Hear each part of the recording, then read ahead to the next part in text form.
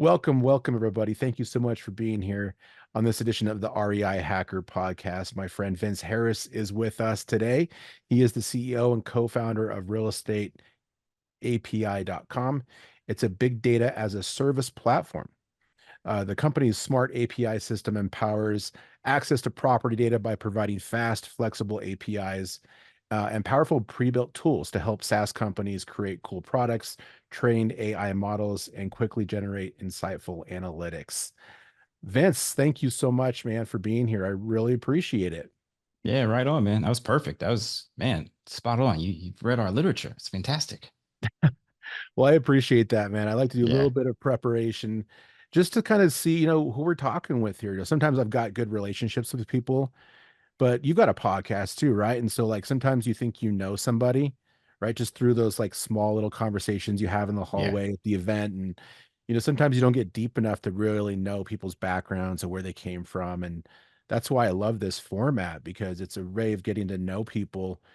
You kind of like you're forcing it, right? Like instead Yeah. of just at the bar with talking points or however people meet, it's like, okay, we did a little bit of research and now we got some things to talk about. Yeah. Right on. Right on. Well, I was happy to do it, man. Yes. So we have had a couple of podcasts over the years, but I really haven't put out much content recently. So it was kind of cool, right? When you reached out Yeah. and you said, "Hey, man, it'd be cool to have you on and kind of share your story." We made a pretty big strategic change a couple of years ago in terms of direction of the business. And so along coinciding with that, I had a podcast that was more similar, right? Interviewing entrepreneurs, real estate entrepreneurs. But then we also had something that we did every week for users of one of our old SaaS products. But I was kind of out of the rhythm of it, right? And so I was glad when you reached out. I was like, man, it's been a while since I did one of these. It's always nice to, have a good conversation with smart people and kind of get our story out there. We've been growing like crazy and kind of heads down on that, but we're in a nice glide path right now. So the timing was right. Yeah, and very timely too, right? Just because of how big all the AI stuff is getting, right? Yeah. And you guys are tapped into the data, and you provide Yeah. amazing data to platforms. Many of the big SaaS companies out there that people have heard about, you guys provide data to. And so, we've been in masterminds together and done some cool stuff and been looking for a way to collaborate. So I think this is a good start for that. But like you didn't start off in the data space, like you started out in the corporate world. Yeah. And actually, originally you wanted to be in the film industry, didn't you? Yeah. Wow. Yeah. Man, really good research. That's fantastic. So, yeah, it's interesting. Listen, I'm a recovering finance guy. I spent a bunch of years, over a decade, in financial services. I was at Morgan Stanley, big investment bank for several years, and then I went back to business school, got my MBA, and then I went to what they call the buy side. And the only distinction there being when you're on the sell side as either an advisor or an investment banker, you are a salesperson, a sophisticated and whatever salesperson, but you're a salesperson. You're selling financial products, you're selling financial services of taking companies public or raising money or what have you. But when you're on the buy side, you are actually putting money to work. You have real balance sheet risk. And so I went to business school. I went to the buy side. And I was working for a private investment fund called Credential Capital. It was about a $60 billion fund.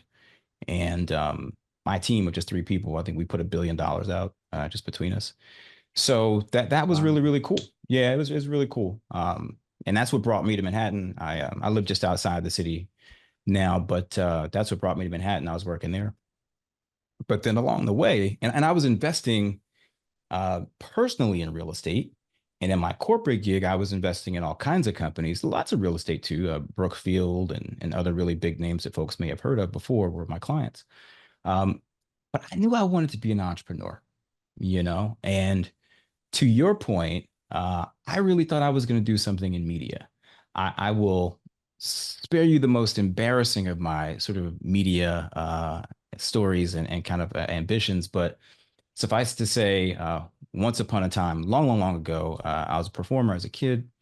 And then after college, I lived in LA for a couple of years and discovered writing and producing. And I really enjoyed that a lot. And so I thought I was going to be a filmmaker. I thought I'd be a producer.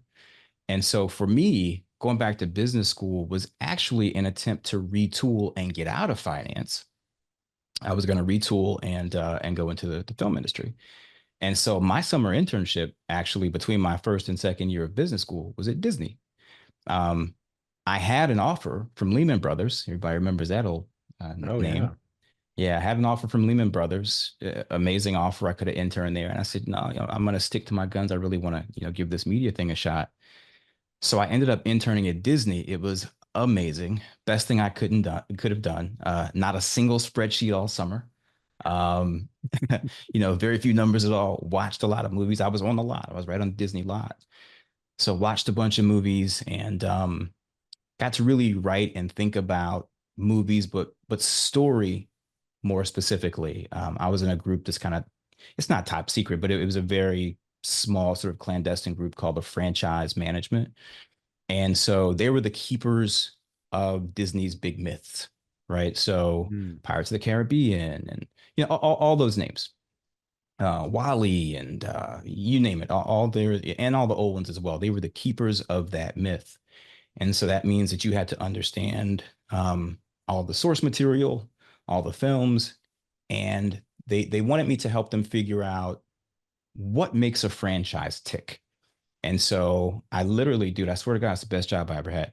I literally spent the summer trying to figure out why Lord of the Rings worked, right? Mm. Why Spider-Man works, why, certain franchises work and some don't. And there's some business components, there's some marketing stuff, but there's also some elemental story stuff. So anyway, all of that to say, that's the direction I was headed, but this was 2008. And Mm. if you can jog your own memory, there was a financial story that hit all the papers. Maybe you recall the Yep. great financial crisis, right? And so just everything got turned upside down. So I was to graduate in 2009. My plan, I thought I really had the world figured out, Vincent. I had an offer to go and run a film fund. I was like, this is perfect because I didn't want to go back to Disney for other reasons. It was a wonderful place, but I didn't want to go back there. But I had an offer to run a film fund. This independent Dave Matthews. I'm not sure if you're a Dave Matthews fan, but Dave is Yeah. very involved in film as well as music. And his company was starting this film fund, and they asked me to run one of the imprints there. I said, man, this is perfect. I got life figured out, right? I get to do the media thing that I want to do, but I get to leverage my finance background. I am going to set the world on fire, right? But GFC happened, the great financial crisis happened. And so they weren't able to raise the money that they wanted to. That idea went belly up. And so I took a job at the firm that you heard me talking about, more of a traditional financial services firm. Still a wonderful opportunity. I learned a ton.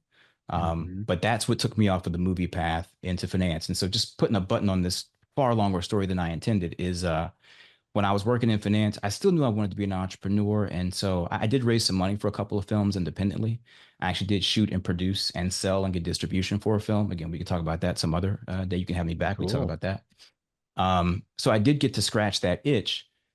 But what I discovered as an opportunity that aligned with most of my career, which had been finance and real estate, was that the real estate guys didn't have really good data to make decisions on, Mm. right? And so I was used to having a Bloomberg terminal on my desk and a Capital IQ account, if people know what those are, and just reams and reams of data before we pulled the trigger. We couldn't write a check smaller than $10 million, right? So as you might imagine, the diligence is really intense. And I was buying real estate in my own personal portfolio and trying to figure out if that was going to be my side hustle while I pursued something media. I didn't know, Benson, right? But I knew that there was this problem. And I started reaching out to my buddy, who was my best friend from undergrad, who was a brilliant, brilliant systems architect, Justin Winters. He's my co-founder that you referenced in the intro. And I said, man, can you help me to build a little applet that would do this? Can you build me a scraper to do that? Can you build me can you build me? Can you build me? Because you had to go to the tax assessor website and do all this stuff manually. It was really labor intensive back then. And after a while, he said, man, there's probably a product in here. Maybe you and I should start a business and build some software. So um, I'll stop where, but that is that's how the pivot happened, right? That's the trajectory that took me from film to finance to prop tech. It sounds crazy when you just say it as a headline, but hopefully walking them through that story gives a little bit more context. It does. It does. Um, I mean, it's been a lot of transitions, right? And definitely a journey, and it's not over yet, but it it isn't much different than the hero's journey of like a Frodo Mhm. from Lord of the Rings, right? There Where we you've got go. some, yeah, we'll wrap it back around.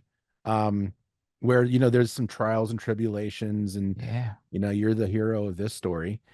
Um, what's next, right? Like, so if you well, when you right are building this product and you're Yeah. pivoting, right? Because before there's just regular data that SaaS companies can use for running algorithms on and doing maybe Mhm. some machine learning, but never really truly AI. And now you guys have like these things you can build AI models on. How is that Yeah. different than the traditional just like providing data to a company to like giving them all the infrastructure to ride this next AI wave? Yeah. So I love this question for so many reasons. Um, First off, sticking with the Joseph Campbell motif, right? And if people haven't read The Hero's Journey, they just oughta. Everybody should read that. I don't care what business you're in. Um, but the hero's journey does exactly what Vincent just described. It describes your protagonist in the story who sets out on a journey. He typically refuses the call. He eventually gets dragged into the adventure, and we're off to the races, right? Whether it's Frodo or whomever. One of the things, to your point, that I would add a wrinkle to your description is one of the characters in the hero's journey is the oracle or the wise man or the wise person, Gandalf, or you name it, right? We actually don't see ourselves as the hero in this story. Mm, We see ourselves as Gandalf, right? We see ourselves as an advisor, a wise gray hair. I don't have much hair these days, Benson, but metaphorically a gray hair, right? And we really feel like the entrepreneurs who have the ideas to build this next wave, this next class of SaaS products, they're the hero. They really are the hero. And we've been at this for, gosh, 8, 9 years, since we built that very first SaaS product, um, which, I'm really proud of and is really the blueprint for some of the things you see out in the market today. And we've evolved across a couple of SaaS products to now being the backbone, the back end, I should say. We'd love to be the backbone, but evolving to a platform that is really the back end where we're providing the data, like you said, because we believe that you guys are the hero, right? I think that not I think the facts are the facts. Prop tech real estate has been pretty slow to adopt technology. It took a yeah. long time, right? I think you would agree with that. Before folks are doing really cool stuff. I mean, listen, a shop like Privy, bro, it's amazing what you guys have built and the level of fit and finish to that product. And just, I'm a product guy, so I really appreciate people who build good products. But when we got in the business, the notion of something like Privy was just like, you know, the stuff that we were doing was ahead of its time, and but I think we're at a place where real estate tech is adopting some of the new approaches. It's adopting big data. AI has gotten everybody excited, and so yeah, we want to advise these folks to do the next cool thing, whether it's true AI, and there's a whole conversation to be had about what's AI versus not. AI is kind of like the broader umbrella. There's machine learning within that. It's kind of a means of um, taking advantage of leveraging AI. But whatever your brand of it, we just want to make it easy for you. And the Mm, big hurdle to this point, Vincent, has always been getting that data to do the kinds of analysis that you need to do to instigate an AI implementation. It was just so dang expensive. yeah. It was so dang expensive and really hard to wrangle. Now, you guys, big sophisticated shop. I believe you raised some money and, you're in a really great position. Most shops really can't afford and frankly don't have any business spending the quarter million, 300, $500,000 that it takes just for the data. And we see guys with great ideas all the time. And if they're really early, they have no idea how big a mountain this is that they're about to climb. And so that's our mission in this season of our journey, is to help those SaaS founders, people who have really great product ideas, to get that idea out the door quicker so that they can make better products and more money along the way. Yeah.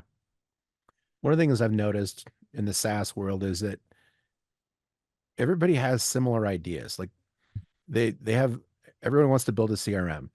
Yeah. Right? Like that was like the big phase for a long time, and they wanted to build it on Yeah. GHL, and somehow they were going to sell it better Yeah. than everybody else. Do you have any other Yeah. examples of, you keeping it, private, of Sure. people who are like, okay, that's been done, right? That problem's been solved. It isn't worth going down that path and investing all that time and money into it unless it's, really revolutionary. It's changing Yeah. something fundamental. Well, I hope that people are listening to you as you say that, because this is exactly the guidance that we follow internally, right? The watchword for us is we're not going to tackle a product or a problem unless our solution is 10x better Hmm. than the other thing that's out there, right? The reason that we never built a CRM, to your point, because there was a while when everybody wanted to build a CRM. And I was like, dear God, how many CRMs do we need? Um, and I think we could have done it better than the things that were out there, but would it have been 10x better? I don't know about that. Probably not, Right. you know? Um, because the trick with a thing like a CRM is to make a really good and powerful CRM, it by definition has to be very opinionated. And what I mean by that, an opinion in the context of Vincent and I's world of software is there are some assumptions that the software makes about your workflow and just how you do things, right? And then it can really make that process smooth and elegant and fast, but it requires those assumptions. And so you have like I don't want to name anybody. I like a lot of the CRMs out there. I don't want to play favorites, but some guys that we know that are in our mastermind with us have really great CRM products, right? I think about RealFlow and REI Sift, and I mean, there's a bunch out there, right? I'm not picking favorites or anything, um, but they've done a really great job. They have an opinion that is enforced in that software, and if your workflow matches up to that, man, they're going to make your life 10x easier. On the other end of the spectrum is remember when everybody was using Podio, right? Hmm. And Podio was the exact opposite. Podio had zero opinion, right? It was this totally modular. You could trick it out and make it do whatever you wanted. And so in that regard, it was very powerful, but it was a little clunky, Hmm. right? It was a clunky. You were not going to have an elegant experience.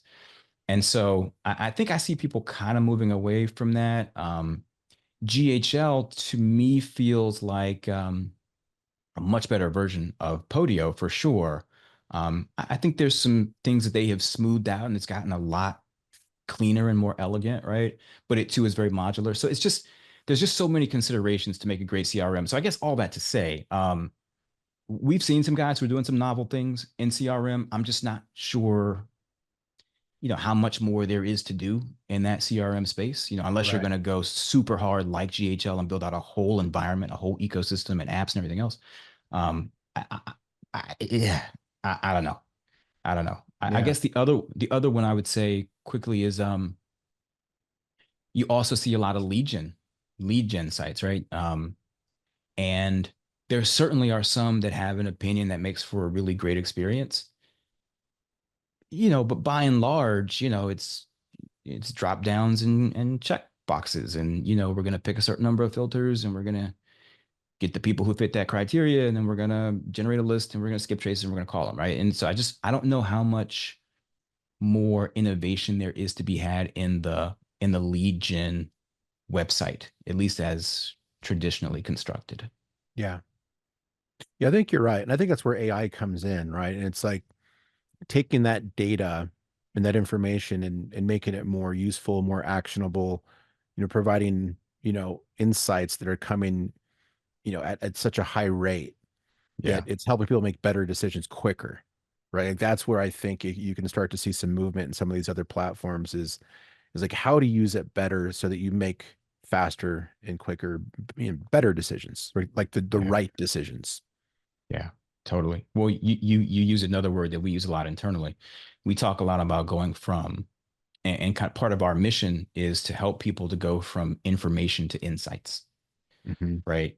Because I can throw as much data at you as I want. if you can't make meaning of that data, well, so what, right? A Hmm. big data dump doesn't do you any good, which again, I go back to what I like so much about, you guys platform. And I haven't even seen the most recent. I think it's been a few months since I saw it. But what I like so much about it is that the insights, oh man, it's crystal clear, right? Yeah. I'm going to show you what the house looked like before. I'm going to show you what it looked like when they flipped it. I'm going to show you what those changes did by way of return. I'm going to, right? That is a really clear value proposition in terms of insights, right?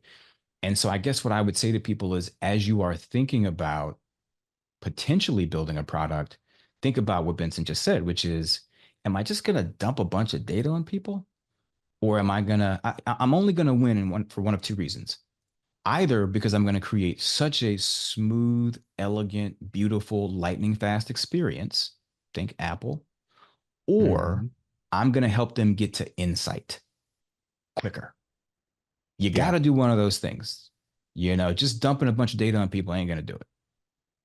No, it's not. And for most people, I think it creates analysis paralysis because they don't know how to make heads or tails out of the data and make it useful. And it's unfortunate too, because we operate in a space where there's a lot of new people Yeah. who are just getting in and they don't even know what a fix and flip is versus a wholesale deal versus, subject to or creative financing, Yeah. let alone like how to use data to do that better. So they're already their heads like full of all these new Yeah. things.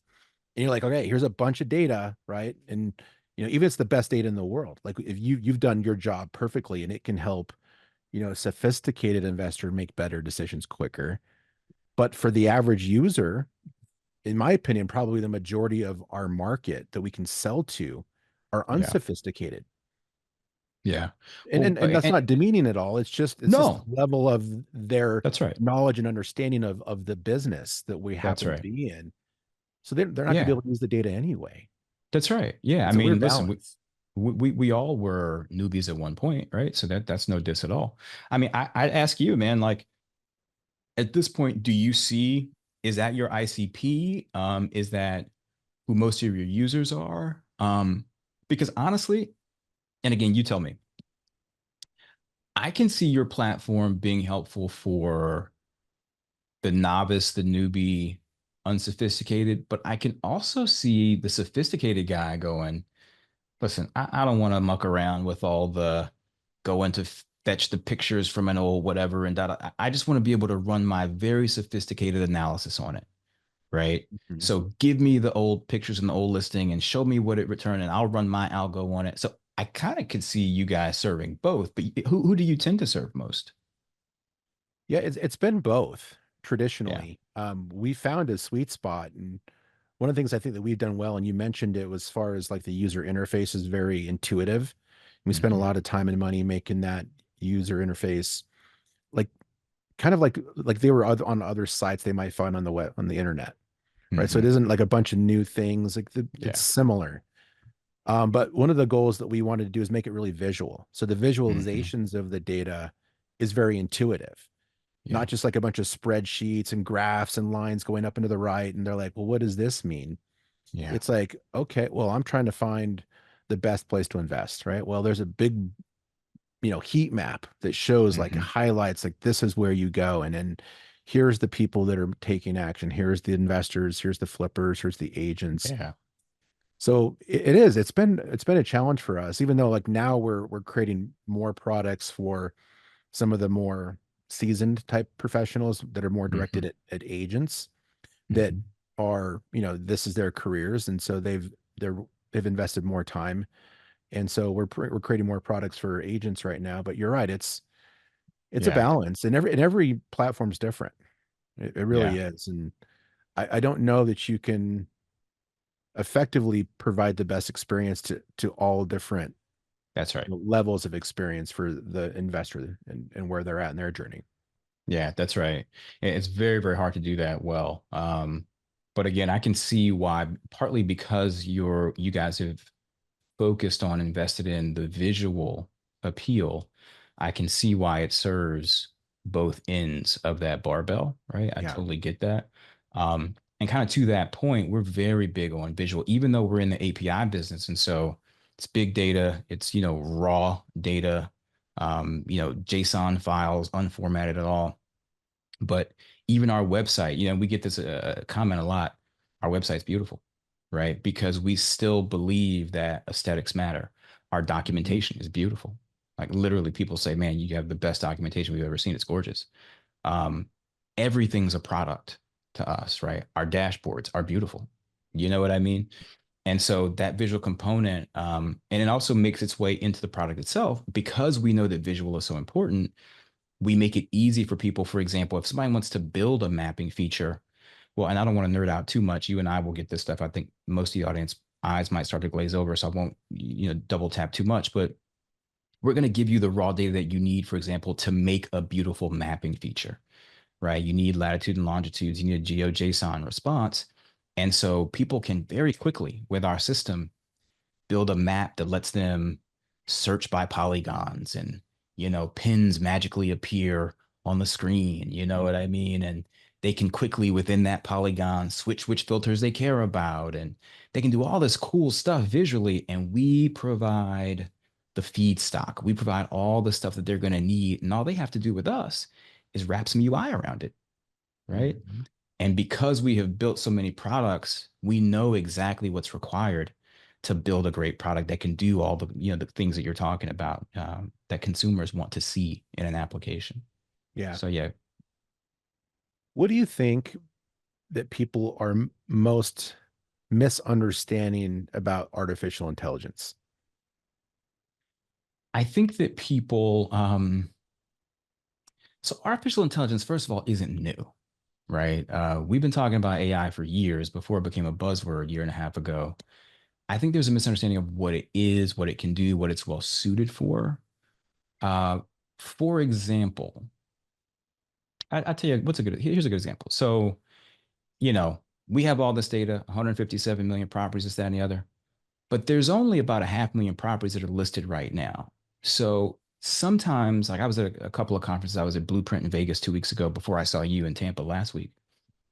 And sometimes I see people building things, particularly I see this for like the realtor crowd. They're building applications and they want to use AI to help people with, the search feature. Like, real estate is all about search, right? The next Zillow. We want to build the next Zillow. I hear that all the time. And you have to wonder, like, is AI really the tool for that? Because AI thrives by having lots and lots of data to sort through and to find patterns and to make predictions. Um, and there's just not that many properties listed. And so I'm not sure if AI's power is somewhat blunted by the fact of the current market dynamics. Does that make sense? Right. Yeah. And so, kind of good old cohort analysis, just some basic statistical, filtering and sorting will get you done. Right. I'm not sure you need the latest greatest LLM, right, to do that kind of stuff. In fact, interesting stat for you. But again, because we nerd out on this stuff, and we're always like consuming, people who write about this. Like, what the average number of filters is that a consumer uses on one of those search sites, like we're talking about? How many filters Three. do they tip? One and a half. Wow. One and a Price, half. bedrooms, bathrooms, right? Like that's it. That's it. It's a little. It Yeah. was a little north of that. It's shy of two. It's shy of two. That's crazy to me. And so if you think about again these people that I see building these tools for realtors and we're going to help, the search data, okay. Right. I'm not sure that's the best application of AI. Now I have seen some cool things around search, but it ain't that. That's all I'm saying. Hmm. Yeah. Time will tell like what it can really become. And I use AI in my business, not on a daily basis, but I almost have to force myself to use it, right? Because everyone's saying Hmm. use it, use it, use it. I'm like, oh, I Yeah. should be using it, right? So I'm forcing myself to do it. And I get some cool things. I use Copilot on, Yeah. on Edge and stuff, just like Yeah. the applications that are tied in. And I've got a Chat GPT paid account, but I rarely use that. So it's like it hasn't made an impactful difference in my business yet. But when I need it and I need like some cool talking points or to like rephrase some titles for thumbnails Sure. on a YouTube video. Like it's kind of cool, but I just haven't seen a lot of movement yet. How about you? So I'll answer it from two directions. We do use it a lot, and I'll talk about in our business versus our product. Hmm. In our product, we have something, for example, called Prop GPT. And what Prop GPT is, it's an API endpoint where you can bolt it into your software application that you're building, and it's a wrapper around our search API so that you can just talk to it in natural language, you know? So for the developers out there, they'll appreciate this. You'll be able to give your user the experience of, again, getting away from drop downs and pick boxes. They can just say, show me every single family in 77084 that has this much equity, that's owned absentee, right? They can just talk to it, right? And the way that ours works, you know, you as a developer can also make the decision of which LLM to use. So like ChatGPT 4 Mini is out, which is amazing, by the way. But you can decide which LLM to use and give that kind of flexibility to your end user. So that's pretty cool. We're excited about that. And we have some folks who have it live in their products right now. In fact, some of our family members, and some other folks too. So that's in the product where we're using AI in an everyday way. As a business, we use AI a few different places. Our developers use it as a co-pilot. They code pair with it all the time, right? And get its thoughts on how they're structuring whatever module. Um, our chatbot is AI. We built that on OpenAI, 4.0 mini, by the way, and it's amazing. Really, really good. You got to train it well, but it's really, really good. Zero hallucination. We have a voice assistant that people can call in and get basic information. It's really, really good. And then, you know, we have our meeting note takers and stuff like that. That's an AI, right? And then me personally, I just use it as a thought partner. I really do. Yeah. I use it as a thought partner nearly every day. But you know what the coolest thing I do with AI, dude? The coolest thing I do with AI is I'm using it to teach me Spanish. I literally, no joke, I literally said to it, I want to learn Spanish, create a curriculum with so many modules with phrases that discuss these things, and let's begin a practice of teaching me the language. Not only is it teaching me phrasing, it listens to and corrects my pronunciation. That's crazy, right? That is probably my favorite uh, and most sort of like the future is here kind of use of AI. I love it, man. I probably use Oh yeah. ChatGPT every day. Yeah. Yeah. Yeah. I mean, if especially if you're trying, are you taking a trip down to Mexico soon, and you're like, I need to like get this going. No, you know what it actually started from? Well, so I took French in high school. I was nearly fluent at one point, fell off terribly because when do you ever use French? Right. Don't call her. And so then once I discovered that I really would have been better off using Spanish, I started trying to learn. My sister speaks fluent Spanish. She minored in it, and then she lived in Colombia for a while. And then we went and visited her. She was living there. We went and visited her for 2 weeks in Colombia. And you know, I was frustrated. You know, I had a phrase here or there, and I was like, damn it, I'm gonna learn this language. And so I hired a tutor for a while, and that went pretty okay. But my schedule was so crazy. You know how it goes. And then here recently, just in the last month or two, I was like, you know what? I wonder if ChatGPT could help me with this. And man, when I tell you this thing is so good, it's so good, dude. It's so good. Because you know what it'll do?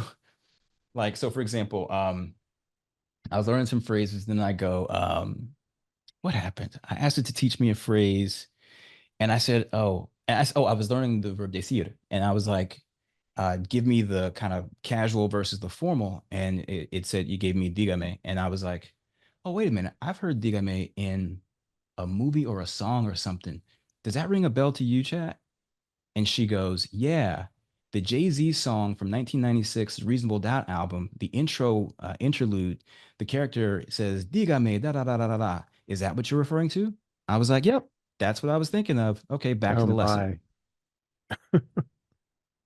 Wow. Right? I was like, so, because it's read everything. You know Right. what I mean? It's listened to everything. It's watched every movie. And so the ability to have a Spanish lesson that wasn't stilted and about conjugation, I had it teach me a Nicky Jam song, right? And but you can be doing the lyrics and then digress on some little thing, and she can totally follow you there, and then just come back to your lesson. So anyway, that's not what you invited me to talk about, but I just think it's really cool. So Well, no, it's a great, like, I guess just example of, sometimes we figure out, we try to force API into our lives, and yeah, you figured out a really helpful way for it to help you with stuff. And, learning Spanish is that thing. yeah. In the real estate world, if you had to predict, like, what's one aspect of the real estate industry that Hmm. you think will be the most transformed by Hmm. AI in the next 5 to 10 years? Um, I would tell you honestly, it's probably mortgage. Mm, It's probably mortgage. And honestly, I think people, to the extent that anybody knows who I am at all, people associate me with the REI space. Again, we own REI Skip even to this day. We previously had REI Rail, and you know, we built stuff in this space for a long time. Again, this wholesaler marketplace and all that. But in the last couple of years, the realestateapi.com platform really has branched out pretty far from REI. That's probably less than half mm, of our business these days. We do a lot of work in mortgage. So, for interesting. example, mortgage servicers who want to be able to monitor a portfolio and listen for liens that have attached to it, right? Because I have dynamic lien data, I can help them to listen for encumbrances. Mm, If they need to produce what they call O&E, or owners and encumbrances, or legal investing reports, we produce that. But mortgage is, they're really excited about the rate drops people anticipate are coming, and a pickup in volume. And I think the feeling is a lot of them are going, man, it's been a rough couple of years. We got to squeeze every dollar out of this next wave. And so they're really trying to be thoughtful about tech more broadly, but AI specifically. Um, you know, so interesting stat for you in the mortgage space: the average underwrite of a mortgage loan costs around $3,000 of human labor, right? mm, And you think about that, especially in a market like what we've been through these last couple of years. And if AI can go in there and, like, people are literally, Benson, still taking paper files and dropping them in, 10 baskets for the next person to pick up and proof, and then, put human eyes on, and then upload something. It's really antiquated the way a lot of this stuff works, where that $3,000 in human labor could go to 500 bucks, you know, hmm probably pretty quickly. And it's because, you can use an automated valuation model like what we provide to do a sniff test. Okay, do we order a proper appraisal, or is this just not even worth our time? And this guy is a piker, and get him out of here. Um, Verifying APNs, and there's a zero chance of somebody fat fingering an APN on the application. Um, bed bath counts and lot dimensions and all the things that need to go into that paper file that are requiring humans right now. All that that's beautiful for AI. AI is hmm amazing and stuff like that. There's something called zero shot now, where AIs can now look at a document, and even without training, it can just look at it and go, I'm pretty sure I know how this goes. Right. Right. That's incredible. And so I see mortgage leveraging that very, very heavily here going forward. I think, I think that there's an application out there for realtors. There's a lot of folks doing stuff. We're going to have the AI realtor and no agent required. And, I don't know about that. I don't know about that one. But there are certainly some things that will make the realtor's job more efficient and faster using AI. hmm Who else? Title. We do a lot of work with title, for the same reasons I just said a moment ago. Um, yeah, I think that mortgage and title, some of the unsexy stuff, will really have the biggest opportunity for lift Yeah. from AI. Yeah. Where do you see the blockchain becoming influential in real estate? You think that's closer than people think?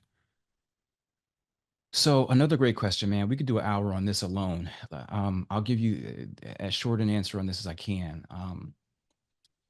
For years, gosh, there's a short version. Here we go.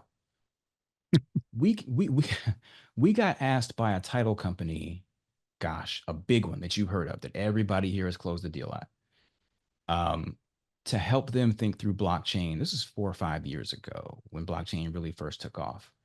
For lots of reasons, it didn't really go through. My point being, I think that title is the best, most natural, most untortured, and by that I mean we're not trying to force a square peg into a round hole application for blockchain that there is. Period. Full stop. Yeah. Right. There is nothing out there that has please fix me with with blockchain on it like title.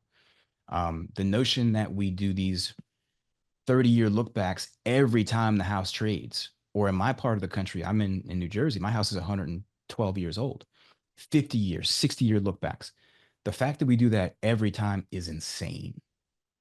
It is literally insane. So I think title is a natural home run if they can figure it out. The challenge is getting that initial right onboarding of everything onto the ledger is such a huge lift. It's got to be either the federal government or Google. You know, it's hard to imagine who else could pull it off. Even this very, very big title company that we were talking to, it was maybe too big a lift for them. And then the other place I see it is as the bedrock technology for fractionalization. So remember, Mhm. everybody was talking about fractionalization for a while, Yep. and they still do, right? And so Fundrise and these guys are out there. There's lots of them. But in order for fractionalization to really work, optimally anyway, you really need to have a blockchain undergirding all the properties, right? Yep. So that we can then chunk them down into these little pieces that we sell off for $500 or $5,000. And unless and until you get that sorted, I think fractionalization will have a hard time reaching the promise that it made to all of us, 3 or 4 or 5 years ago. Yeah. Yeah, I think you're right about both those. Um, I would not have a better answer than what you just gave. So I think you nailed it. Um, we're coming toward the end here, and Sure. I'm gonna get back, to you a little bit more. So you come from like, you're entrepreneurs, right? You're third generation, right? Entrepreneur, and so there's been lessons learned, Yeah. for your family being out there and doing business. Is there a piece of advice that was passed down to you that you felt like would be very helpful in your journey so far? Man, what a great question. I don't know, dude. I guess for me I would say to aspiring entrepreneurs, uh, just be sure that this life is for you. You know what I mean? Entrepreneurship is hard. I have all jokes aside, I have genuinely taken the approach recently that when I'm speaking to young people or students or anybody who's thinking about entrepreneurship, I try to discourage them away from it. Mm, Um, because I only want the people pursuing entrepreneurship who have that fire in the belly who can't be talked out of it, right? If you're doing it because it's sexy, if you're doing it because of whatever TikTok trend or IG hashtag or whatever, it is going to eat you alive. People don't see the sleepless nights and the anxiety attacks and the 16, 17-hour days. People don't see that, but that's what it takes. If you're building something, and I'm not talking about intrapreneurship like you run your own book of business inside of a big bank. I mean, that's entrepreneurial. That's not entrepreneurship. I'm talking about 0 to 1. It's an idea and a scrap of paper, and there's not a line of code written, right? I got to do it all. Doing that 0 to 1 thing, it just requires Herculean effort. And so I try to talk people out of it, and only the ones who fight with me will I give sort of tactical advice, right? So that's number one. Do you have the stuff, right? Is your constitution such that you would make a good entrepreneur? And the other one I give people, man, is marry well. Marry well, because I've been married 20 years. We just had 20 years a couple months ago. And it takes a special kind of partner to be married to an entrepreneur. It will tax and challenge your relationship. It will require more of both of you than either of you think going into it. And so partner well. I am so blessed. My God, I can't imagine having a better wife, than the one that I was blessed to have. But partner well. Partner well. It's huge. It's huge. She or he is your business partner, whether they're on the docks, whether they're in the office or not. That's your first business partner, right? So get that right. Amazing. Such good advice, man. Everything that we talked about today was insightful. And the last question I have for you, just to bring it back, is that we talked about the hero's journey and the protagonist. Who is the antagonist in this story? I think the antagonist in this story is the status quo. I do. I think that real estate has been typified by big transactions, the ability to make money without having to innovate, right? The big developers and the builders and they haven't had to innovate. And so that's why real estate tech has been so slow to adopt the latest and greatest technologies. And so I think overcoming that inertia, overcoming that status quo, that is the monster that you are fighting. That's what I would say. Awesome, man. Well, Vince, thank you for taking the time. I really appreciate it. This has been an amazing interview. For everybody out there, please look up Vince. Vince, if people want to work with you in Real Estate API, how can they find you? So I always tell people it's not a very clever name, but hopefully it's very clear. Our website is RealEstateAPI.com. That's all we do. We're real estate APIs. You want to build something, you got a big portfolio you need to get arms around, RealEstateAPI.com. If you want to follow me, I'm not sure I would advise that. I'm pretty boring. But I am on Instagram. It's the only social media that I am on. And it's Investor Vince. No dashes, no spaces, just at Investor Vince on Instagram. Everybody go check out Vince. Go check out RealEstateAPI.com. If you need to build a real estate product, or if you're building anything with data, powering it, make sure you check out them first. And for everybody listening, thank you for taking the time. We really appreciate you checking out the REI Hacker Podcast. Keep an eye out for more insightful and inspiring interviews with people just like Vince in the future, where we talk about real estate investing, entrepreneurship, and overcoming all the adversity that comes with it. But thanks for listening, and we'll see you guys next time. Take care. Cheers. Thank you. That's a wrap on today's Real Estate Revelations. Thank you for tuning into the REI Hacker Podcast. Remember, every property has a story, and every deal is a lesson. Until next time, keep hacking the real estate world.